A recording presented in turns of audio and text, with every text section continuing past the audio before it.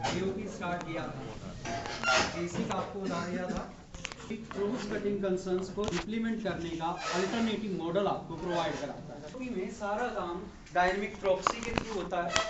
Dynamic proxy दो तरह के होते हैं, उनमें से वर्किंग भी मैंने आपको समझा दी थी, उसी बना के दिखा दिया था। एक सवाल के साथ आप लोगों को छोड़ा गया था, ये था जो मैंने आपको पेशेंट हैंडलर बना के दिखाया था डायनेमिक प्रॉक्सी में, वो एक स्पेसिफिक हैंडलर था। हर एक आदमी की अलग अलग प्रोजेक्ट में अलग अलग रिक्वायरमेंट होगी। कोई प्रोजेक्ट बना रहा हूँ, उसमें मुझे ए मेथड कॉल करना है। ए मेथड से पहले मैं एक्स काम कराना चाहता हूँ, के बाद में वाई काम कराना चाहता हूँ। पहले एक्स और वाई मेथड कॉल कराने होंगे। आपका कोई मेथड होगा M1 जिसे आप कॉल कराना चाहेंगे, उससे पहले आप कुछ भी नहीं कॉल कराना चाहते, तो आप 3 और काम कराना चाहते हैं। आपकी रिक्वायरमेंट अलग अलग होगी, उसके अकॉर्डिंग मेथड से पहले क्या करना है या मेथड के बाद क्या करना है, ये कहाँ से डिसाइड हो रहा था? हैंडलर से। इन्वोकेशन हैंडलर में पहले से कोड लिख दूं कि मेरे मेथड से पहले x कॉल कर देना और मेरे मेथड के बाद y कॉल कर देना, हर बार वही चीज होगी। हर आदमी के मेथड से पहले x चलेगा, हर आदमी के मेथड के बाद y चलेगा। तो जनरलाइज्ड, इसमें हैंडलर केवल एक बार लिखा जाए, हर प्रोग्रामर को लिखे, ये उसी का काम कर रहा है, उसी के लिए बनाया गया। उन्होंने सीरियसली इस पे जाके सोचा, किसी ने नहीं सोचा। उसमें नया हम कुछ नहीं सीखते तक आप अपने दिमाग पे जोर नहीं डालेंगे। लोगों को प्रॉब्लम समझ में आ रही है अभी कि हमें AOP में करना क्या है, प्रॉब्लम भी समझ में नहीं आ रही है। पहले प्रॉब्लम तो समझ में आए, अगर हमें प्रॉब्लम समझ में आ गई तो हम सॉल्यूशन निकाल सकते हैं। दो पार्ट में बात करते हैं। अगर आप देखें तो दो पार्टी हैं, एक है फ्रेमवर्क बनाने वाले जिन्होंने फ्रेमवर्क बना दिया आपके लिए, दूसरे हैं एप्लीकेशन प्रोग्रामर। अगर हम इस रिलेशन को देखें तो ये वन टू मैनी रिलेशन है। फ्रेमवर्क बनाने वाली कितनी पार्टी है? एक पार्टी। यूज करने वाले कितने लोग हैं? Infinite. One two many relation हो गया। आप में जो मैनी वाले पार्ट है, मान के चलते हैं मैं बनाने वाला और आप यूज करने वाले हैं, आप सबकी रिक्वायरमेंट अलग अलग है, लेकिन सबकी रिक्वायरमेंट को जनरलाइज किया जा सकता है। अगर मैं स्पेसिफिक बात करूं, किसी को अपने मेथड से पहले x मेथड कॉल करना है, किसी को p मेथड कॉल करना है, किसी को t मेथड कॉल करना है। अगर मैं pxt में जाऊंगा तो मैं फंस जाऊंगा। मैंने p के अकॉर्डिंग सॉल्यूशन दिया तो फिर t वाले का काम नहीं होगा, और t के अकॉर्डिंग सॉल्यूशन दिया तो x वाले का काम नहीं होगा। अगर मैं जनरलाइज करूं तो मुझे ये समझ में आता है कि आप अपने मेथड से पहले कुछ करना चाहते हैं, क्या करना चाहते हैं वो मुझे नहीं पता। आप अपने मेथड के बाद कुछ करना चाहते हैं, क्या करना चाहते हैं वो मुझे नहीं पता, हैंडलर मुझे बना के देना है। अगर मैं अपनी तरफ से कुछ मेथड डिफाइन कर लूं पहले से, बिजनेस मेथड से पहले मैं ये मेथड कॉल कराऊंगा और बिजनेस मेथड के बाद मैं ये मेथड कॉल कराऊंगा, और वो मेथड आपको बता दिया जाए, आपसे कहा जाए कि आप जो भी पहले काम करना चाहते हैं वो इस मेथड के अंदर लिख दीजिए, और जो भी बाद में काम करना चाहते हैं वो इसमें प्रॉब्लम सॉल्व हो सकती है। जिसे अपने मेथड से पहले p मेथड कॉल कराना था, वो मेरे बताए हुए मेथड से p को कॉल करा देगा। मान के चलते हैं एक हैंडलर बनाना है, नोट नहीं करना है, मैं आपको पहले कॉन्सेप्ट बताऊंगा कि कॉन्सेप्ट में क्या किया जा सकता है, उसकी इंप्लीमेंटेशन समझेंगे। ये मैंने एक हैंडलर बनाया, हैंडलर के पास टारगेट ऑब्जेक्ट होना चाहिए। अब टारगेट ऑब्जेक्ट का बिना टाइप जाने हम यहाँ पर ऑब्जेक्ट लिख सकते हैं, क्योंकि हमें रिफ्लेक्शन का यूज करके उसके ऊपर मेथड कॉल करना है। मेथड हमें पहले से मिलेगा, प्रॉक्सी हमें देगा, मेथड का नाम जानने की हमें जरूरत नहीं है। अब हमें यहाँ पर एक मेथड डिफाइन करना है, मेथड का नाम था जिसमें क्या क्या मिलना था, प्रॉक्सी मिलना था, मेथड मिलना था, और अब हमें ये मेथड समझना है। यहाँ पर मैं चाहता हूँ कि कोई मेथड मैं पहले से बना हुआ कॉल करूँ, और वो मेथड भी मैं खुद ही डिफाइन करूँ। मुझे यहाँ कोई नाम की जरूरत पड़ेगी। लेट्स से मैं यहाँ पर एक इंटरफेस बना दूँ अपना, इसमें कोई मेथड रख दूँ, इसी तरह से इंटरफेस बना दूँ। अगर मैं ऐसे इंटरफेस बना लूँ तो इंटरफेस बनाने से क्या होगा, मुझे एक नाम मिल जाएगा। अब मैं यहाँ पर अज्यूम कर सकता हूँ कि आप मुझे एक प्री प्रोसेसिंग टाइप का ऑब्जेक्ट देंगे, पोस्ट प्रोसेसिंग टाइप का ऑब्जेक्ट देंगे, मान के चलते हैं बीच में कंस्ट्रक्टर या सेटर वेटर मेथड है। अब अगर मेरे पास प्री प्रोसेसिंग और पोस्ट प्रोसेसिंग टाइप के ऑब्जेक्ट हैं, तो मुझे पता है प्री प्रोसेसिंग ऑब्जेक्ट के पास क्या होगा, बिफोर नाम का मेथड होगा। अब मैं यहाँ सिंपल लिखूंगा pre dot before an object are equal M dot invoke after and return. इस तरह से अब मैं अपना इन्वोक मेथड डिफाइन कर सकता हूँ। इसमें क्या नाम यूज किए गए हैं, pre processing and post processing. ये एक बार बना के मैं छोड़ दूं। अब आपसे कहूं कि आप अगर किसी मेथड से पहले कोई काम करना चाहते हैं, इस इंटरफेस को इंप्लीमेंट करें, एक क्लास बनाएं और उस क्लास में कौन सा मेथड डिफाइन करें, बिफोर। अपने मेथड से पहले जो भी करना चाहते हैं इसमें लिख दें। अब आपको अपने मेथड से पहले x मेथड कॉल कराना था, तो आपने बिफोर मेथड से क्या कॉल कराया होगा, x। आपने अपनी उस क्लास का ऑब्जेक्ट कॉन्फ़िगर किया होगा जिसमें आपने इंप्लीमेंट किया होगा। इन्वोकेशन हैंडलर को वो ऑब्जेक्ट के थ्रू इंजेक्ट करवा देंगे। इन्वोकेशन हैंडलर सबसे पहले आप बिफोर मेथड कॉल करेगा, बिफोर से एक्स कॉल हो जाएगा। आपको लगा सॉल्यूशन आपके लिए है। दूसरे आदमी को अपने मेथड से पहले कोई P1 मेथड कॉल कराना था, वो भी क्या करेगा, वो इसकी एक अलग इंप्लीमेंटेशन देगा, वो अपना बिफोर मेथड डिफाइन करेगा, उस मेथड से किसे कॉल कराएगा, P1 को। ये क्या करेगा, ये अभी भी उसका बिफोर मेथड कॉल करेगा। इसे कितने नाम जानने की जरूरत है, समझ में आ रहा है? हर आदमी को लगेगा उसी का काम हो रहा है। हैंडलर हमें कितनी बार बनाना पड़ेगा, कितने लोगों को समझ में आ रहा है? फ्रेमवर्क बनाने वालों ने बिल्कुल ऐसे ही किया है, सिर्फ इंटरफेस के नाम बदल जाएंगे, मेथड बदल जाएगा। उन्होंने ये डिसाइड किया कि कितने जगह हमें काम कराना पड़ सकता है। हमें मेथड से पहले कराना पड़ सकता है, मेथड के बाद में कराना पड़ सकता है, एक्सेप्शन अगर मेथड में आ गया तो कराना पड़ सकता है। उसके अकॉर्डिंग इंटरफेस बना दिए। वो इंटरफेस उन्होंने अपने हैंडलर को बता दिए। वो इंटरफेस आपको सिखाए जाएंगे, आप उन इंटरफेस को इंप्लीमेंट करेंगे। वो जो इंटरफेसेस की इंप्लीमेंटेशन होगी उन्हें हम एडवाइसेस कहेंगे। उनके अंदर से अब आप वो एक्स्ट्रा काम करा रहे होंगे जो आपको अपने मेथड के साथ कराने हैं। इससे एक प्रॉब्लम तो सॉल्व हो जाएगी, हमें हैंडलर नहीं बनाना पड़ेगा, लेकिन प्रॉक्सी तो अभी भी बनाना पड़ेगा। लास्ट टाइम अगर आप देखें जो हमने मेन मेथड डिफाइन किया था उसमें हमने टारगेट ऑब्जेक्ट बनाया, हमने हैंडलर बनाया, देन हमने new proxy instance method call करके प्रॉक्सी बनाया। उस प्रॉक्सी को हमने क्लास लोडर बताया, उसे हमने इंटरफेसेस बताया और उसे हमने हैंडलर बताया। अगर हम कोई फ्रेमवर्क यूज करते हैं, किसी भी फ्रेमवर्क की या किसी भी एपीआई की दो बेसिक कैरेक्टरिस्टिक्स होती हैं। अभी तक आपने बहुत सारे फ्रेमवर्क या बहुत सारी एपीआई यूज की हैं। हर एक फ्रेमवर्क और हर एक एपीआई में वो दो फीचर जरूर मिलेंगी। बिल्कुल सही बात। हर एक फ्रेमवर्क और एपीआई जनरलाइज्ड होती है। जनरलाइज मतलब हर आदमी को के लिए बनाई गई है। हर आदमी उसे अपने अपने प्रोजेक्ट में अपनी अपनी रिक्वायरमेंट सॉल्व करने के लिए यूज कर लेता है। जो फ्रेमवर्क है, जो एपीआई है, वो आपको एब्स्ट्रैक्शन से जो इंटरनल डिटेल्स है वो छुपा देते हैं। आपको हाई लेवल मेथड्स मिल जाते हैं जिन्हें आप कॉल कर लेते हैं, और वो मेथड अंदर क्या कर रहे हैं उससे आपको कोई मतलब नहीं है। अगर हम यहाँ पर देखें, सबको बनाना पड़ेगा। दो तरीके हैं, एक तो हर आदमी मेथड कॉल करे न्यू प्रॉक्सी इंस्टेंस, हर आदमी कोड लिखे। प्रॉक्सी बनाने का कोड अगर फ्रेमवर्क लिख के दे दे, किसमें काम आसान होगा, एब्स्ट्रैक्शन किसमें मिलेगा हमें। एक प्रोग्रामर से ये चीज छुपी जानी चाहिए कि प्रॉक्सी बन रहा है, उसे पता ही नहीं चलना चाहिए कि प्रॉक्सी बन रहा है कि नहीं बन रहा है। लास्ट टाइम मैंने जो डायग्राम दिखाया था उसमें कहा था कि एक एप्लीकेशन ने कोई बीन मांगी कंटेनर से, कंटेनर ने उसे एक्चुअल बीन देने के बजाय क्या दिया, प्रॉक्सी।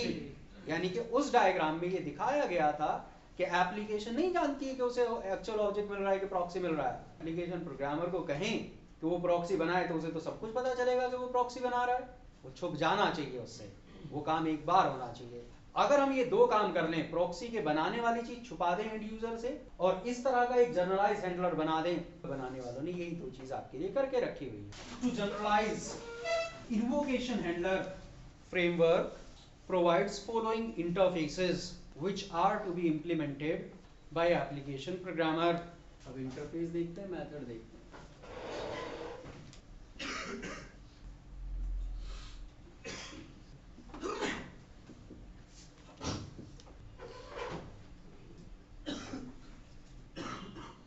चार इंटरफेस फ्रेमवर्क आपको देता है।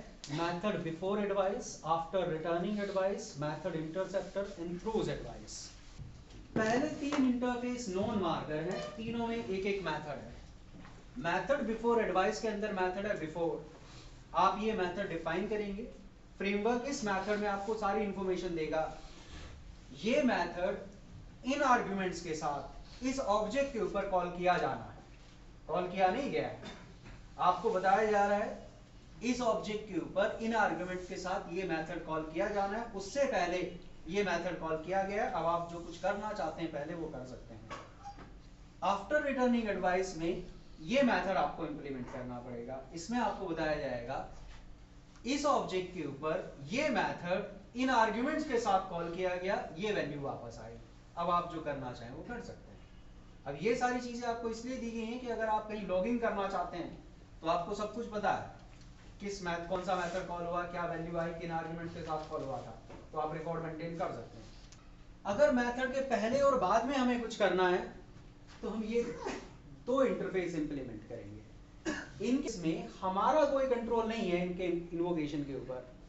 कई बार हम चाहते हैं कि मेथड से पहले भी कुछ काम हो, मेथड के बाद में भी कुछ काम हो, और साथ में हमारा पूरा कंट्रोल रहे। जैसे अगर मैं वैलिडेशन जैसी चीज कर रहा हूं मेथड से पहले, मैं चाहूंगा अगर वैलिडेशन फेल हो जाए तो फिर मेथड कॉल ना हो। इस केस में मैं वो नहीं कर सकता। इस केस में आपका बिफोर एडवाइस चलेगी, उसके बाद आगे मेथड कॉल हो जाएगा। यहां से आपको मेथड इन्वोकेशन रोकने का आपके पास कोई तरीका नहीं है। ऐसी सिचुएशन में है आपके पास मेथड इंटरसेप्टर। इसे हम कहते हैं अराउंड एडवाइस। अराउंड एडवाइस का मतलब है इसमें हम सब कुछ अपने हाथ में रखेंगे। मेथड से पहले क्या करना है वो भी हम डिसाइड करेंगे, बाद में क्या करना है वो भी डिसाइड करेंगे, मेथड वास्तव में कॉल कराना है कि नहीं कराना है ये भी हम डिसाइड करेंगे। मेथड ने जो रिजल्ट भेजा है वही वापस भेजना है या अपनी तरफ से कोई मॉडिफाइड रिजल्ट भेजना है, सब कुछ हमारे हाथ में होगा। जब पूरा कंट्रोल आप अपने हाथ में रखना चाहेंगे तो इसका यूज करेंगे। इसमें आपको ये मेथड इंप्लीमेंट करना पड़ेगा, इसके लिए एक नया इंटरफेस सीखना पड़ेगा, फिर मैं उसकी बात अलग से करेंगे। लास्ट है थ्रोज एडवाइस। ये एक मार्कर इंटरफेस है। क्या मतलब होता है मार्कर इंटरफेस का? इसमें कोई मेथड नहीं है, लेकिन जिस भी क्लास में आप ये इंटरफेस इंप्लीमेंट करेंगे उसमें आपको इनमें से कोई एक मेथड डिफाइन करना पड़ेगा, यानी कि इनडायरेक्टली इस इंटरफेस के साथ ये मेथड जोड़ा गया है। तो पॉसिबल सिनेरियो है, इनमें से कोई एक सिनेरियो आप कोई एक सिग्नेचर यूज करेंगे। एक में केवल आपको ये बताया जाएगा क्या एक्सेप्शन आया, एक में आपको पूरी बात बताई जाएगी ये एक्सेप्शन कब आया। इस ऑब्जेक्ट के ऊपर इन आर्गुमेंट के साथ जब कॉल किया गया, जी फर्स्ट में लिखा हुआ is used when advices are to be inserted before a method call. हो गया, रुक जाओ जी, हो गया फर्स्ट। सेकंड लिखेंगे is used when advices are to be inserted after the completion of a method.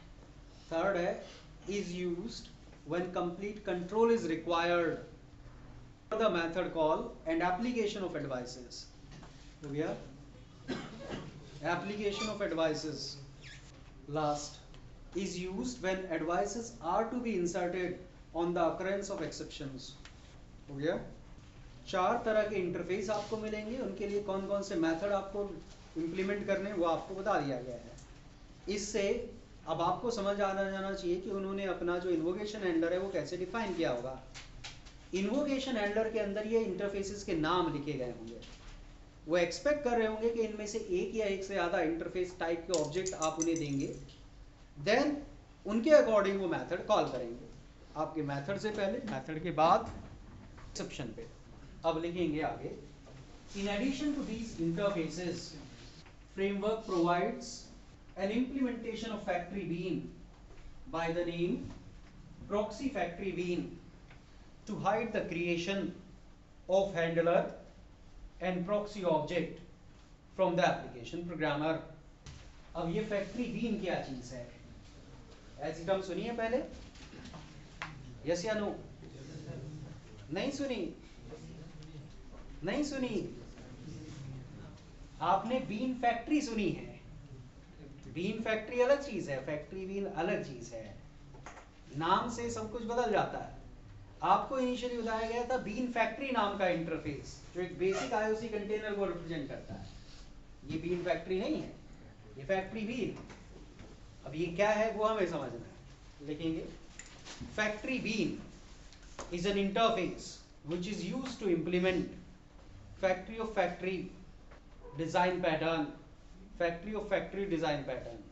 Factory of factory का मतलब एक ऐसी फैक्ट्री जिससे आपको दूसरी फैक्ट्री मिले, ऑब्जेक्ट नहीं मिलेगा, उससे दूसरी फैक्ट्री मिलेगी जिससे आप कोई दूसरा ऑब्जेक्ट ले सकते हैं।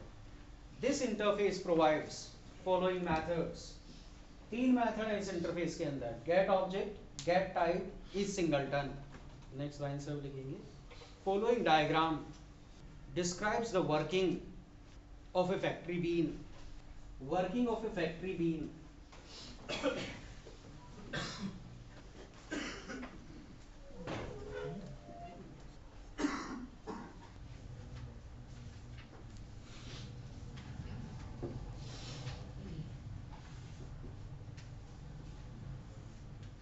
फैक्ट्री बीन वास्तव में एक फैक्ट्री है। अगर आप इस टाइप की कोई बीन कॉन्फ़िगर करते हैं और यूजर उसे मांगता है, कंटेनर कभी वो आपको नहीं देगा, बल्कि उससे ऑब्जेक्ट क्रिएट करा के आपको देगा। इससे आप जो कॉम्प्लेक्स ऑब्जेक्ट हैं वो अपनी एप्लीकेशन से छुपा सकते हैं। जैसे प्रॉक्सी हमारे पास एक कॉम्प्लेक्स ऑब्जेक्ट है, हम नहीं चाहते कि एंड यूजर को पता चले कि प्रॉक्सी बन रहा है। फ्रेमवर्क बनाने वालों ने क्लास आपके लिए बनाई है जिसका नाम है प्रॉक्सी फैक्ट्री बीन।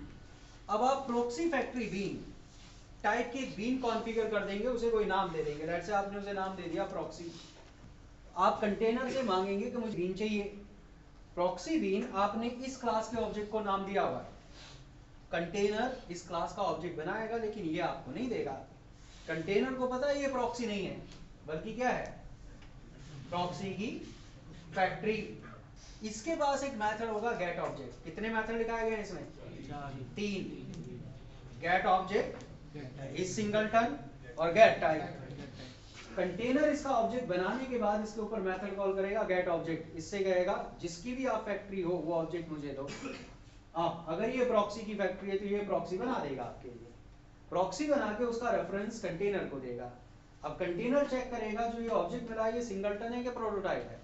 अगर सिंगलटन होगा तो कंटेनर को इसका रेफरेंस अपने पास संभाल के रखना पड़ेगा। उसके लिए मेथड है इस सिंगलटन। तो इस फैक्ट्री का मेथड था तो इसलिए इससे पूछा जाएगा। अगर सिंगलटन है तो कंटेनर ने इसका रेफरेंस अपने पास रखा एंड देन वो आपको दिया। अब आप ये मान के कि आपको एक फैक्ट्री बीन टाइप का ऑब्जेक्ट मिला है, इसके ऊपर मेथड कॉल करेंगे। क्या वास्तव में फैक्ट्री बीन टाइप का ऑब्जेक्ट होगा? नहीं होगा, ये किसी दूसरे टाइप का ऑब्जेक्ट होगा। तो यहाँ पर इस तरह से आपसे प्रॉक्सी का क्रिएशन छुपाया गया है। प्रॉक्सी फैक्ट्री बीन नाम की क्लास आपको प्रॉक्सी बना के देगी। हो गया?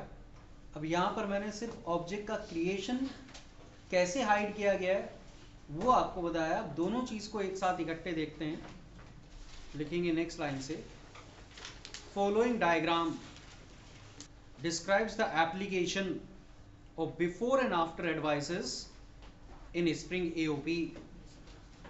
Of before and after advices in Spring AOP. इस डायग्राम का पर्पज है आपको एक बार समझ में आ जाए कि चल क्या रहा है बैकग्राउंड में।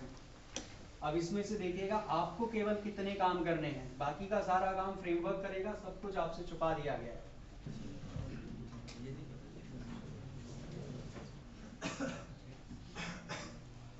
ये डायग्राम आपको सीक्वेंस समझाता है किस केस में क्या काम होता है। इतनी सारी पार्टी इन्वॉल्व होंगी।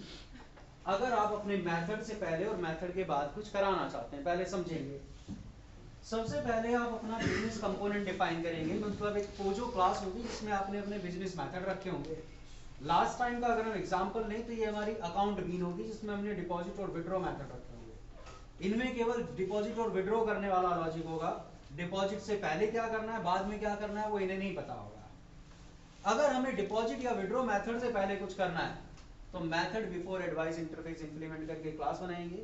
इसमें लिखेंगे कि हमें वैलिडेशन कराना है। बाद में अगर कुछ करना है तो after returning advice interface implement करके क्लास बनाएंगे। इसमें लिखेंगे कि बाद में हमें लॉग मेंटेन करना है, मैसेज सेंड करना है। तो ये हमारी बिजनेस कंपोनेंट हो गया, ये हमारी एडवाइसेस हो गई। 3 क्लास हमने बनाई। बाकी का सारा काम हम कॉन्फ़िगरेशन के थ्रू करेंगे। ना तो हम हैंडलर बनाएंगे, ना हम प्रॉक्सी बनाएंगे, ना हम प्रॉक्सी फैक्ट्री बीन बनाएंगे, ना हम कंटेनर बनाएंगे। ये चारों चीज हमें किससे मिलने वाली हैं? फ्रेमवर्क से। हम सबसे पहले कॉन्फ़िगर करेंगे अपना बिजनेस कंपोनेंट, उसके बाद हम अपनी एडवाइसेस, उसके बाद हम एक प्रॉक्सी फैक्ट्री बीन कॉन्फ़िगर करेंगे। इस प्रॉक्सी फैक्ट्री बीन की डिपेंडेंसी हम बताएंगे बिजनेस कंपोनेंट के ऊपर है, इसकी डिपेंडेंसी हम बताएंगे हमारी एडवाइसेस के ऊपर है। उसके बाद हम कंटेनर से सबसे पहले प्रॉक्सी फैक्ट्री बीन टाइप का ऑब्जेक्ट मांगेंगे। अब आपको पता है प्रॉक्सी फैक्ट्री बीन का ऑब्जेक्ट अगर आप मांगे तो कंटेनर प्रॉक्सी फैक्ट्री बीन का ऑब्जेक्ट आपको कभी नहीं देगा। कंटेनर प्रॉक्सी फैक्ट्री बीन बनाएगा। इसकी डिपेंडेंसी हमने किस किस के ऊपर रखी हुई थी? टारगेट ऑब्जेक्ट और एडवाइसेस के ऊपर। जब हम ये मांगेंगे तो टारगेट ऑब्जेक्ट बना दिया जाएगा। हमने इसकी डिपेंडेंसी 2 एडवाइसेस के ऊपर रखी हुई थी, दोनों एडवाइस बीन बना दी जाएंगी। उसके बाद ये ऑब्जेक्ट को वो डिपेंडेंसी अवेलेबल करा दी जाएंगी एंड देन इसके ऊपर मेथड कॉल किया जाएगा get object. Get object method के थ्रू आपको एक प्रॉक्सी ऑब्जेक्ट देगा। उससे पहले ये एक इन्वोकेशन हैंडलर बनाएगा। इस हैंडलर को टारगेट ऑब्जेक्ट और एडवाइसेस अवेलेबल कराएगा। देन एक प्रॉक्सी ऑब्जेक्ट बनाएगा, इस प्रॉक्सी को हैंडलर अवेलेबल कराएगा एंड देन ये प्रॉक्सी कंटेनर को अवेलेबल कराएगा, कंटेनर इसे आपको अवेलेबल कराएगा। आपके पास क्या आया? प्रॉक्सी। मांगा क्या था आपने? Proxy factory bean. सब कुछ छुप गया। ना तो आपको प्रॉक्सी बनाना पड़ा ना हैंडलर बनाना पड़ा, ना उनकी डिपेंडेंसी सेटिस्फाई करानी पड़ी। अब आप इस प्रॉक्सी ऑब्जेक्ट को अपना टारगेट ऑब्जेक्ट मानते हुए उसके ऊपर अपना बिजनेस मेथड कॉल करेंगे। जैसे ही प्रॉक्सी के ऊपर मेथड कॉल होगा वो इन्वोकेशन हैंडलर को बताएगा मेरे ऊपर ये मेथड इन आर्गुमेंट्स के साथ कॉल किया गया, अब आपको जो करना है कर लीजिए। इस हैंडलर को बताया गया है कि अगर आपके पास कोई मेथड बिफोर एडवाइस टाइप का ऑब्जेक्ट है तो पहले उसके ऊपर बिफोर मेथड कॉल करो। इसे हमने मेथड बिफोर एडवाइस टाइप का ऑब्जेक्ट दिया हुआ है, ये बिफोर मेथड कॉल करेगा। बिफोर मेथड किसने डिफाइन किया होगा? आपने उसमें जो भी कोड लिखा होगा पहले वो एग्जीक्यूट हो जाएगा। उसके बाद ये टारगेट ऑब्जेक्ट के ऊपर प्रोसीड मेथड कॉल करेगा जो आपने वहां से कॉल कराया था, आपका बिजनेस मेथड कॉल हो गया। उसके बाद ये चेक करेगा क्या इसे आफ्टर रिटर्निंग एडवाइस टाइप का कोई ऑब्जेक्ट दिया हुआ है, अगर दिया होगा तो उसके ऊपर कौन सा मेथड कॉल करेगा? After returning. इसमें आपने जो भी लिखा होगा वो एग्जीक्यूट हो जाएगा। उसके बाद जो भी आपके बिजनेस कंपोनेंट ने वैल्यू रिटर्न की होगी वो ये वैल्यू प्रॉक्सी को देगा, प्रॉक्सी वो वैल्यू आपको देगा। तो समझ आ रही है? वास्तव में यहाँ पर इन्वोकेशन हैंडलर और एडवाइसेस के बीच में और भी ऑब्जेक्ट होंगे, डायग्राम को सिंपल रखने के लिए वो नहीं दिखाए गए, अभी आपको उनकी जरूरत नहीं है। अब इस डायग्राम के बेस पे आगे का सारा जो भी हम करेंगे वो समझ सकते हैं आप, हर जगह ऐसा ही कुछ हो रहा होगा।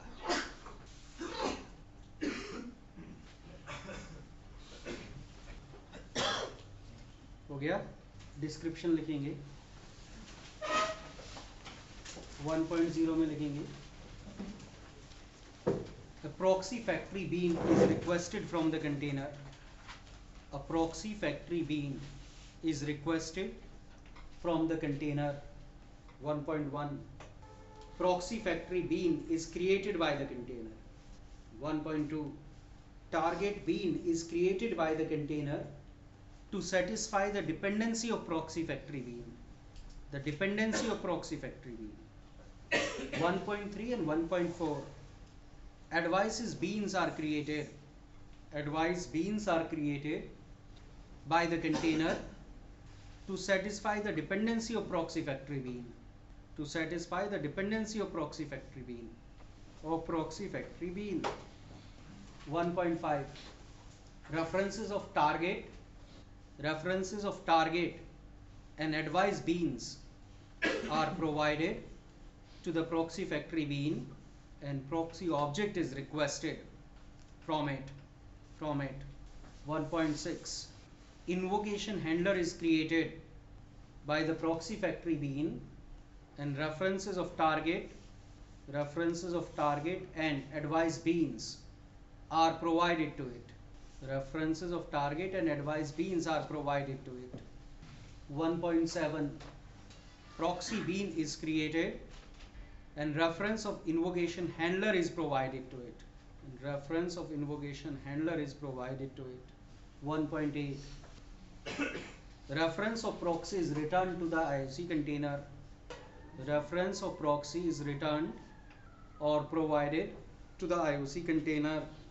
1.9 IOC container provides the proxy. IOC container provides the proxy reference to the user. ये इतना काम प्रॉक्सी ऑब्जेक्ट बनने में हुआ है, आपने सिर्फ एक स्टेप किया इसमें से 1.0 आपने प्रॉक्सी फैक्ट्री बीन मांगी, बाकी सारा काम कंटेनर ने इनिशिएट कराया। 2.0 में लिखेंगे business method is involved on the proxy bean by the user. Business method is involved on the proxy bean by the user. 2.1 proxy object ask the invocation handler. Proxy object asks the invocation handler to manage the method call. 2.2 Invocation handler invokes the before method of the method before advice. Before method of method before advice. 2.3 Invocation handler invokes the business method on the target object. Invocation handler invokes the business method on the target object. 2.4 Invocation handler invokes after returning method of after returning advice. 2.5 Value returned by the business method is provided to the proxy by the invocation handler. 2.6 Invocation handler provides this value अब इस diagram को देख के आपको पूरा before और after advice कैसे apply की जाती है वो फ्लो समझ में आ जाना चाहिए। आपके मेथड से पहले बिफोर मेथड कौन कॉल करेगा? Invocation handler. आपके मेथड के बाद आफ्टर रिटर्निंग मेथड कौन कॉल करेगा? Invocation handler. इन्वोकेशन हैंडलर आप नहीं बनाएंगे, प्रॉक्सी भी आप नहीं बनाएंगे, कौन बनाएगा? प्रॉक्सी फैक्ट्री भी। आपको अपना बिजनेस कंपोनेंट डिफाइन करना है, आपको बिफोर और आफ्टर एडवाइस डिफाइन करनी है, देन आपको कॉन्फ़िगरेशन में अपना टारगेट ऑब्जेक्ट कॉन्फ़िगर करना है, बीन्स कॉन्फ़िगर करनी है और प्रॉक्सी फैक्ट्री बीन कॉन्फ़िगर करनी है। देन जो आपका मेन एप्लीकेशन होगी वहाँ से आप प्रॉक्सी फैक्ट्री बीन मांगेंगे, उससे आपको एक प्रॉक्सी ऑब्जेक्ट मिलेगा, उसके ऊपर अपना बिजनेस मेथड कॉल कर देंगे, बाकी सारा काम इस तरह से हो जाएगा। करके देखते हैं एक बार।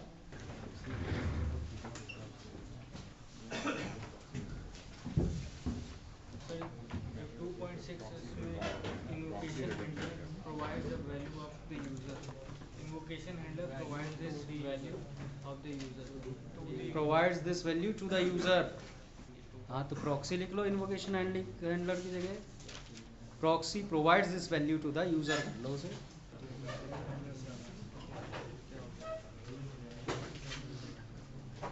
लास्ट टाइम अगर आप देखें तो हैंडलर भी हमने बनाया था, प्रॉक्सी भी हमने बनाया था। ये सब हम खुद नहीं करना चाहते हैं, हम चाहते हैं ये सारा काम हमारे लिए फ्रेमवर्क करे। अब हमने यहाँ पर एक नई एप्लीकेशन बनाई एडवाइसेस डेमो नाम से। सबसे पहले इसमें स्प्रिंग की जार फाइल्स ऐड कराएंगे। अभी तक हम केवल कोर मॉड्यूल की जार फाइल ऐड करते थे क्योंकि हम IOC यूज़ कर रहे थे। अब हम कोर के साथ साथ AOP मॉड्यूल की जार फाइल भी ऐड कराएंगे। उसके बाद डायग्राम के अकॉर्डिंग हमें क्या क्या करना है, एक बिजनेस कंपोनेंट बनाना है और एडवाइसेस बनानी है, बस बाकी कॉन्फ़िगरेशन देनी है। आपको बताया था जो डायनेमिक प्रॉक्सी है वो उन मेथड्स को इंटरसेप्ट करता है जो किसी इंटरफेस में हो। तो हमने पहले ABC नाम का एक इंटरफेस बनाया जिसमें 3 मेथड रख लिए, A, B एंड कोई भी क्लास अगर इस इंटरफेस को इम्प्लीमेंट करेगी उसके पास ये 3 मेथड होने चाहिए। अब मुझे 3 अलग अलग तरह की एडवाइसेस को टेस्ट करके दिखाना, इसलिए तीनों मेथड का सिग्नेचर अलग रखा मैंने। एक मेथड कुछ रिटर्न नहीं करता, एक कुछ रिटर्न करता है, एक साथ में एक्सेप्शन भी थ्रो करता है। ये हमारी टारगेट क्लास है, इसमें हम सिंपल एक मैसेज लिख देते हैं। जब ये मेथड इन्वोक होगा तो हमें पता चल जाएगा। ये हमने क्लास डिफाइन की, हर एक क्लास के मेथड, इस क्लास के हर एक मेथड में हमने कोई मैसेज प्रिंट कराया हुआ है। इस मेथड में केवल लिखा कि ये मेथड इन्वोक हो गया, इसमें लिखा इन्वोक हो गया और सक्सेस रिटर्न करा रहे हैं। इसमें लिखा मेथड इन्वोक हो गया, साथ में या तो हम यहाँ से कोई एक्सेप्शन थ्रो करेंगे या नॉर्मली रिटर्न करेंगे। अब हमें कुछ एडवाइसेस डिफाइन करनी है। कौन सा इंटरफेस इंप्लीमेंट करना चाहिए? प्री प्रोसेसिंग का मतलब क्या करना चाहते हैं हम? मेथड से पहले, जब भी मेथड से पहले कुछ काम करना हो तो method before advice interface implement करेंगे। यहाँ पर अब आपको बिफोर नाम का मेथड डिफाइन करना होगा। ये मेथड है, ये आर्ग्यूमेंट्स हैं, ये टारगेट ऑब्जेक्ट है। अब यहाँ पर जो भी आप काम करना चाहें वो कर सकते हैं। मैं अभी यहाँ पर सिंपल लिख देता हूँ, जब ये मेथड इन्वोक होगा तो हम प्रिंट करेंगे इस मेथड पे बिफोर एडवाइस अप्लाई। अब अगर हम यहाँ पर एक मैसेज प्रिंट करा सकते हैं तो यहाँ से कुछ भी किया जा सकता है। पहले इतना करके देखते हैं, एक एडवाइस पहले अप्लाई करके देखते हैं। अगर एक अप्लाई कर ली तो फिर इसी तरह से बाकी काम भी हो सकते हैं। एप्लीकेशन कॉन्टेक्स्ट ले लेते हैं। अब आप ये एप्लीकेशन कॉन्टेक्स्ट यूज़ करना चाहें यूज़ कर सकते हैं, फैक्ट्री यूज़ करना चाहें फैक्ट्री यूज़ कर सकते हैं, आपकी मर्जी है।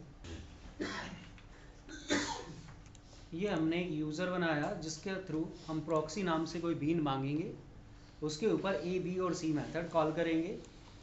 B मेथड से क्या वैल्यू आई है वापस वो प्रिंट कराएंगे, C मेथड से क्या एक्सेप्शन आया वो भी प्रिंट कराएंगे। अब सारी बात बच जाती है कॉन्फ़िगरेशन की। क्या क्या कॉन्फ़िगर करना है यहाँ पर?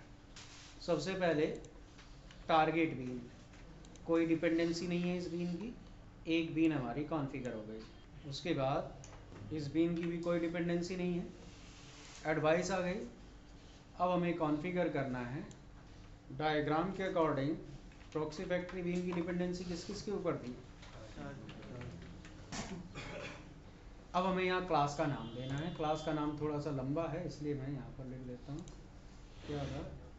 प्रॉक्सी नाम से किस क्लास का ऑब्जेक्ट हमने कॉन्फ़िगर किया हुआ है? Proxy factory bean. जब हम प्रॉक्सी फैक्ट्री बीन ऑब्जेक्ट मांगेंगे, क्या हमें इसका इस क्लास का ऑब्जेक्ट मिलेगा या हमें प्रॉक्सी मिलेगा? प्रॉक्सी मिलेगा। ये प्रॉक्सी फैक्ट्री बीन है, यानी कि ये हमें प्रॉक्सी बना के देगी। प्रॉक्सी बनाने के लिए इसे टारगेट ऑब्जेक्ट पता होना चाहिए, इसे एडवाइसेस पता होनी चाहिए। अब अपना यूजर एग्जीक्यूट कराते हैं। Requesting proxy, invoking A on proxy before advice is applied on A method, A of target invoked. A invoke होने से पहले बिफोर एडवाइस अप्लाई हो गई, B of target invoked before advice applied on B, B से पहले भी वही काम हो गया। Invoking C on proxy, C of target invoked before advice is applied on. क्या करना पड़ा हमें? एक अलग से क्लास बनाई, कॉन्फ़िगर कर दी। अभी हम इन मेथड से पहले कुछ कर पा रहे हैं, अब मैं इन मेथड के बाद में कुछ करना चाहता हूँ, क्या हमें कोड में चेंज करना पड़ेगा? नहीं, क्या करना होगा? पोस्ट प्रोसेस एक नई एडवाइस डिफाइन करें, उसे कॉन्फ़िगर कर दें। देखते हैं, एक नई क्लास बना दी मैंने। अब इसका नाम जो भी आप चाहें वो रख सकते हैं। मैं मेथड के बाद कुछ करना चाहता हूँ, इसलिए मैंने नाम रख दिया पोस्ट प्रोसेसिंग। कौन सा इंटरफेस इंप्लीमेंट होना चाहिए बताइए? अब यहाँ पर आपको जो मेथड मिलेगा उसमें 4 चीज़ें होंगी, रिटर्न वैल्यू, आर्ग्यूमेंट्स, और हमने लिखा यहाँ पर इस मेथड के बाद आफ्टर एडवाइस अप्लाई हो गई है। अब मेथड हमारे 3 हैं, उनमें से एक मेथड एक वैल्यू रिटर्न करता है। अब मैं उस वैल्यू के लिए यहाँ पर चेक करता हूँ। अगर मेथड ने कुछ वैल्यू रिटर्न की है, यहाँ से आपको आफ्टर एडवाइस की लिमिटेशन समझ में आएगी। आफ्टर एडवाइस मेथड कंप्लीट होने के बाद इन्वोक होती है। इसमें आपको बताया जाता है इस मेथड ने ये वैल्यू रिटर्न की, अब आप इसे बदल नहीं सकते हैं। हमने यहाँ पर बदलने की कोशिश की है, लेकिन जब मेन मेथड में देखेंगे सक्सेस ही जाएगा। क्लास हमने डिफाइन कर दी, अब क्या करना चाहिए हमें? कॉन्फ़िगरेशन में जाके एक और बीन कॉन्फ़िगर कर दें। क्लास का नाम दिया पोस्ट प्रोसेसिंग। यहाँ पर वैल्यू किस टाइप की है?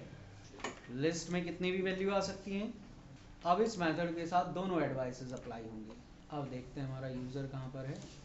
Invoking A on proxy before advice is applied on a of target invoke after advice is applied on a ने कुछ रिटर्न नहीं किया था, इसलिए उसके बाद कुछ प्रिंट नहीं होगा।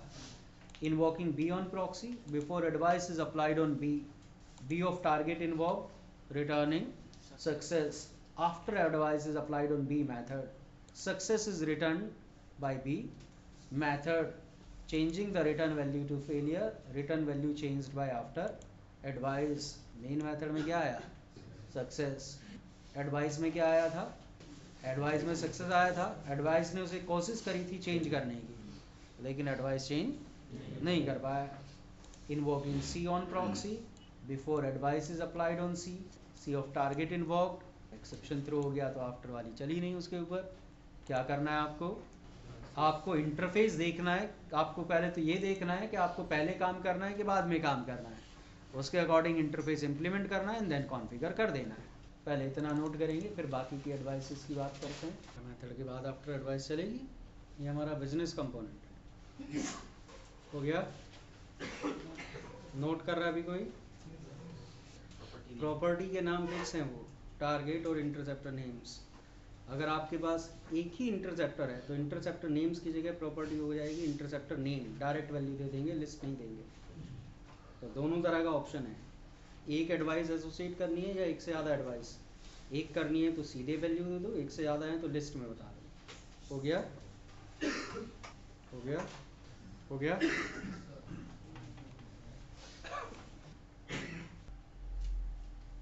हो गया? हो गया? आगे करेंगे। अभी तो बेसिक पहले सीखा है, बेसिक के बाद फिर इस पर कंट्रोल करना सीखेंगे।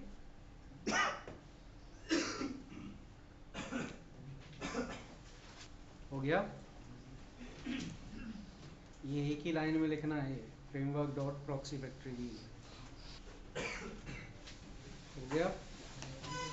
बेसिक कॉन्सेप्ट समझ में आता है। जो भी एक्स्ट्रा टास्क हमें अपने बिजनेस लॉजिक के साथ एसोसिएट कराने हैं, हम सबसे पहले ये देखेंगे कि वो हमें मेथड से पहले करने हैं कि बाद में करने हैं। अगर पहले करने हैं तो मेथड बिफोर एडवाइस इंटरफेस को इम्प्लीमेंट करेंगे, बिफोर मेथड डिफाइन करेंगे, उसमें वो टास्क लिख देंगे। एक object method before advice type का कॉन्फ़िगर करेंगे, प्रॉक्सी फैक्ट्री भी इनको बता देंगे। बाद में करना है तो after returning advice interface implement करेंगे, आफ्टर रिटर्निंग मेथड डिफाइन करेंगे, उस टाइप का एक ऑब्जेक्ट कॉन्फ़िगर करेंगे और बता देंगे कि ये काम हमें कराना है। इसी तरह से हम एक्सेप्शन के साथ कुछ कर सकते हैं। अगर किसी एक्सेप्शन के केस में हमें कुछ कराना हो, हमने एक मेथड ऐसा रखा था जिसमें से हम एक एक्सेप्शन थ्रो कर रहे थे, अब हम चाहते हैं उस एक्सेप्शन के केस में भी कुछ हो। क्या करना चाहिए?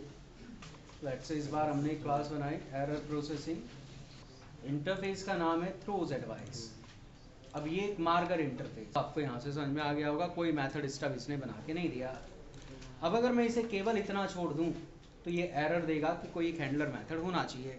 इंटरफेस में मेथड नहीं है लेकिन आपकी क्लास में होना चाहिए। अब मेथड का नाम भी फिक्स है, सिग्नेचर भी फिक्स है। मैंने यहाँ पर एक और एडवाइस कॉन्फ़िगर कर दी, इसे नाम दे दिया, यहाँ पर इसे लिख दिया। अब पहले दो मेथड हमारा कोई एक्सेप्शन थ्रो नहीं करते, उनके केस में ये पिक्चर में नहीं आएगा। थर्ड मेथड थ्रो करता है, देखिए क्या होता है। अब यहाँ पर इसने बताया at least one handler method must be found in class error processing. इसमें कम से कम कोई एक हैंडलर मेथड होना चाहिए। इंटरफेस में तो कोई मेथड नहीं था, आपको लिखाया गया था दो मेथड जिनमें से कोई एक होना चाहिए था। मेथड का नाम होगा आफ्टर थ्रोइंग, दो सिग्नेचर हैं उसके। पहले केस में पहली बार हमने प्रिंट किया जो थ्रोज एडवाइस है वो इस एक्सेप्शन की वजह से अप्लाई हुई है। यहाँ तक पहले की तरह से काम चलता रहा। यहाँ पर देखिए before advice is applied on C, C of target invoke throwing exception, throws advice applied because java.lang.exception number must be positive following exception caught in main। Exception throw होने के बाद और मेन में कैच होने से पहले एडवाइस अप्लाई हो गई। इस अप्रोच में आपको सिर्फ ये पता चलता है कि एक्सेप्शन क्या आया, ये नहीं पता चलता किस मेथड में आया, किन वैल्यूज के साथ जब वो मेथड कॉल किया गया था तो आया। उसके लिए आप दूसरा मेथड यूज कर सकते हैं। अब की बार हमने ये भी बताया कि ये एक्सेप्शन किस मेथड में आया है, क्योंकि हमारे पास सारी इन्फॉर्मेशन थी। Because of java.lang.exception number must be positive occurred in C method. बात समझ आ रही है? दोनों में से कोई एक आपके पास होना चाहिए हैंडलर मेथड। नोट कर सकते हैं।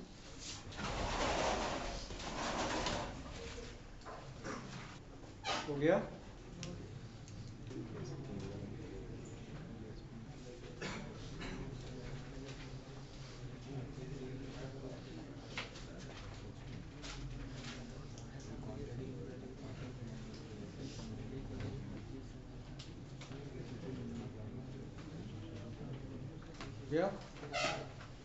कॉन्फ़िगरेशन में थोड़ा सा चेंज आया है, एक बीन यहाँ कॉन्फ़िगर कर दी, उसका नाम यहाँ पर बता दिया। यहाँ तक तीन बेसिक एडवाइसेस कैसे इम्प्लीमेंट करें वो आपको पता चल गया है। अब बसता अराउंड एडवाइस, जिसमें सारा कंट्रोल हम अपने हाथ में लेना चाहते हैं।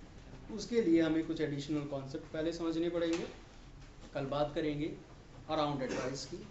देन इनमें भी फाइन कंट्रोल कैसे करें। अभी अगर देखें जो भी एडवाइस हमने अप्लाई करी वो क्लास के सारे मेथड पे अप्लाई हो गई। हम नहीं चाहेंगे कि हर एक एडवाइस हर एक मेथड पे अप्लाई हो जाए, वो भी हम कंट्रोल कर सकते हैं कौन सी एडवाइस किस मेथड पे अप्लाई हो। कल ये सारी बात समझेंगे कि ये कैसे करें।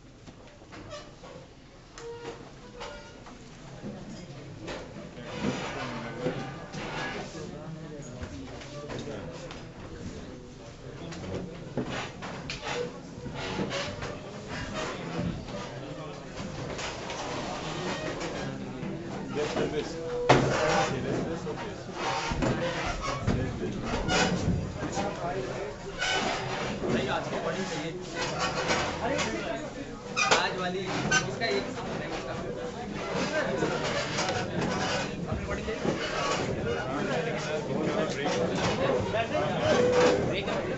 मतलब अलग अलग में है, कंप्लीट है